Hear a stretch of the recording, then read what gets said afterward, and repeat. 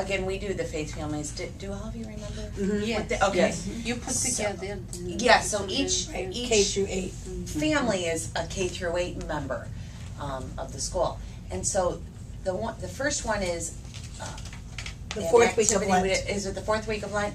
And it was a meditation. What we've been trying to get our 8th graders to do is Ready to Fly, where not only do they lead it, so this is an example of one that they led, but that our committee planned. Lauren and Sandy were here in October, and then Debbie and I are here now. And the second packet are some sample of lessons that they planned. So what we've been trying to get them ready to do is they've been leading the faith families. And Holy Thursday Retreat Day was planned, led, executed by the 8th grade. That's nice. So it was neat, and it was worth it. I was starting to get anxious. I actually was not there because I had jury duty. Oh. And I did try to get out of jury duty, and I couldn't. So I don't even know how it went. I mean, I got a note from Fran, but Fran, so right. I'm going to let Ann talk about this. Sure. So that's what and basically the 8th graders, what we had them do was research first. Research Lent, research it more specifically into, Lent, areas of Lent, areas of prayer, areas of sharing, all of that. Holy Week, break Holy Week down to this and that. And then start coming up with ideas. And then groups that had similar ideas, as they all shared, they all had to present in front of the entire 8th grade. So as they had similar, this is 46 kids, and so they all get up and share them. They started to form then groups that had a similar theme or a similar idea. And we've got it down to 7 activities. So my packets would have been probably 2. So I brought some samples, but I'm welcome down the line to give you the entire. So this example is the Easter egg scavenger hunt, in which the prayer and all that happens to be in. Let me just do this. This is easier while I talk. The one group planned where they hid eggs around the classroom. They decided they would go in when, after school, the 8th graders went in to get the rooms ready. And then the 8th graders came early the next school day, the day of the retreat, to finish getting the rooms ready. So they had to make sure they had all of their handouts and all of their supplies, their jelly beans for the jelly bean prayer. And it, like I said, it was planned and executed by them. So they did the shopping, they did everything. And they hid eggs all around this top activity. They hid eggs all around that had a word on them. What you have with their lesson plan is the key. So what they were hoping to do is that the faith families would work together and find, if they could find the eggs, all of them if they could, and see if they were able to define them. They'd go up in the smart board and try and define or whatever. So that was one of the activities. So since they did an Easter egg, did you just find? Some of us are still finding it. Yes, I found an egg. Yes, in my dare box. There you go. There you go. Unfortunately, they're not real eggs, so they're not spoiling on us. Plastic? Yeah. You know what? They were thinking of using that. What they decided to do was a handout that they ran off of just several, and they cut. Just paper eggs. Wrote the word. The one I found said Holy Thursday. Okay. And then they sort of they weren't the plastic taped them. No, they were thinking about that, and like I said, they funded and planned everything on their own. So they went to the paper eggs. Yeah, it was sort of a budget. It was a budget lesson in there. Yeah, which is good. Yeah, it was good. So that was funny because it was an Easter egg hunt, but the words. Yeah. It wasn't candy. It was what other activity did I include in there? The Holy Thursday. Oh, they vanilla bought wafers. Yeah, they bought vanilla wafers and grape juice, and it was cute because they were really stressing with the kids. This is not communion, but it's not quite a snack. They were trying to explain that it's a symbol of communion, and it's not quite a snack. We're not giving you a tumbler and all the cookies you can eat. They gave them one wafer, and like half a Dixie cup of grape juice, and they went through the lesson of Holy Thursday, and then I think there was a coloring page, and I don't know if I've included that. Yeah. They had the jelly bean prayer. It was funny watching them try and figure out how many bags to buy, and they had to get up for all the kids, and then whatever. And then they would go through the prayer. But the colors to make sure they had the colors. Yeah, and make sure they had enough of the colors. Oh, and that is. And then they asked me yesterday when we came, or Monday. It's already Wednesday, isn't it? Yes. When we came back from break, Mrs. Rebar, I have in my desk all the extra jelly beans. They're mostly white, yellow, and orange. Can we raffle them off to an 8th grader? Yeah.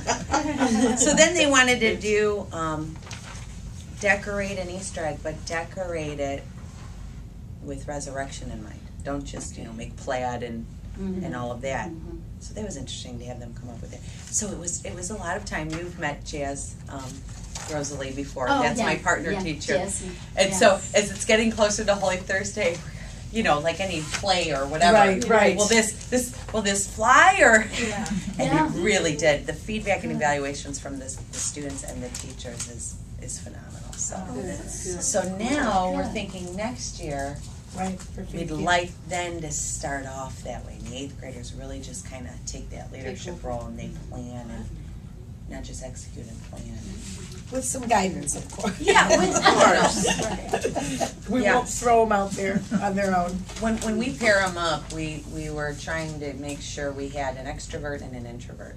Because if we had 2 introverted, God love them, they both get up there and so it was a nice balance because the quiet 8th graders would float and give that one-on-one attention to the little ones that needed help, whereas that other one would have no problem giving the direction page. So it was a team. So many skills, I guess, is what I want to say. I think my favorite part about having faith families of all different grades is because you do have such diverse ages in there. And then there's older kids that just step up to the plate that aren't the leaders, the 7th graders too, to help the younger ones. And then you have 6th graders that would help a younger one. And then the 5th graders have buddies, and their buddies are together in their faith families. Same with 7th and 8th. It's just a very nice experience. It's true, and it's the nice teacher's to kind of have like the those moderator. primary students to remind us sometimes of just the innocence of how they look at things, and it's a nice balance, isn't it? How often do you guys do that? Something with your faith families, like once a month? We do it at the beginning of the year. Yes. Do it at Advent. And at Advent, we try to meet each week. Once a week. Once and then week. same with Lent. We met how many times during Lent? We tried 3? to meet each week of Lent, but I think this year we missed one of them. Okay. Did we You may have that a snow day or during something Lent? too. What's that? You may have had a snow day. Yeah. Something like that. And then During Lent. Right. And then the all day on Holy Thursday. And by all day, we block out the lunch periods. We've tried to go to lunch with our faith families before. It gets a little tricky.